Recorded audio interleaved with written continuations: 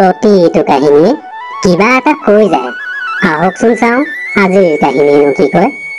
আজিৰ কাহিনী হৈছে প্ৰথমে কি খাওঁ।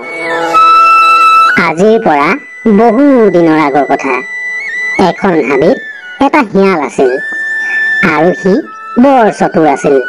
শিয়াল লাহে লাহে এদিন দুদিনকৈ বুঢ়া হৈ আহিব ধৰিছে আৰু সেই বুঢ়া হৈ অহাৰ কাৰণতে সি তাৰ সমাজখনৰ বাবে একো এটা সহায় কৰিব নোৱাৰা হৈ পৰিছে আৰু তাৰ লগতে শিয়ালে তাৰ নিজৰ বাবেও ভালদৰে আহাৰ বিচৰণ কৰিব নোৱাৰা হৈ পৰিছে।